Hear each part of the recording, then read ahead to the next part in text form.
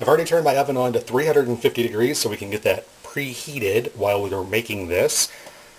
To my KitchenAid mixer, if you don't have a KitchenAid, that's perfectly fine. You can do this by hand. I have one, so I'm going to use it because I feel like being lazy right now, and I don't feel like mixing this by hand.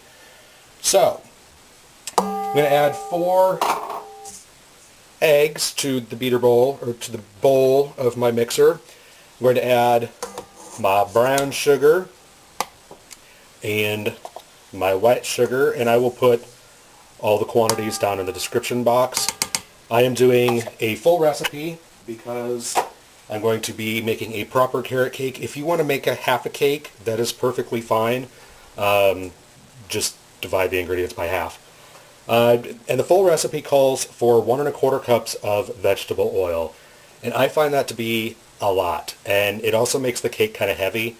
So I split it up to use 3/4 of a cup of oil and 1/2 of a cup of applesauce. I don't know, this is as much applesauce that I have tried with this recipe. I don't know if you could use more applesauce and less oil. I'm sure you could. If you give this a try and use all applesauce, let me know how it comes out in the description or down in the comments. Get that in there. And now I'm just going to mix this up. And I forgot to put my vanilla in here. So I'm going to do that real quick. And it calls for a tablespoon of vanilla. I'm using the fake stuff. I find that that's perfectly fine. If you have the real stuff and want to use it, by all means go ahead. But I'm being cheap. Alright, mix this back. Alright, so that's pretty much mixed well enough. Now for our dry ingredients. I've already put the flour into a bowl and added the baking powder, baking soda, and salt to this. And I'm going to try adding this while it's mixing so I don't get a big dust storm.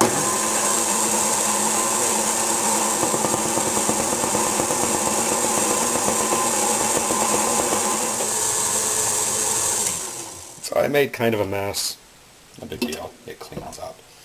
Just going to scrape the sides of the bowl down.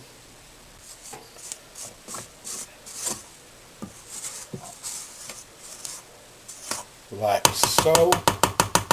Woo. Got batter flying across the kitchen. Alright, now for our flavoring / spices. It's very simple. My tablespoon's wet, so I'm going to use a teaspoon. 3 teaspoons or a tablespoon of cinnamon. That's all the spice that we're going to throw in here. And looks like we're running out of cinnamon, but we will make do. That's good enough. Alright. Give this a quick mix.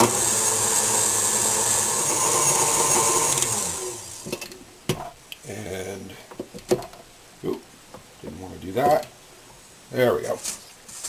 Scrape the bowl, sides of the bowl down again. And now I'm going to add, oh, got batter on my hands. Now I'm going to add our carrots.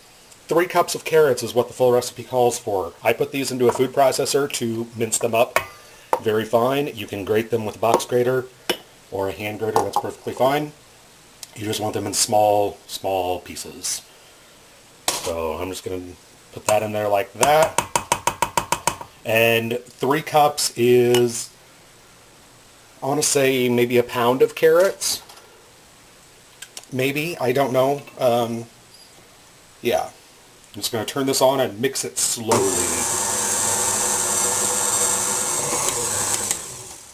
Alright, and that is the batter for your carrot cake. Now I'm going to prepare a pan, and I'm not going to show this on camera because it's pretty self-explanatory.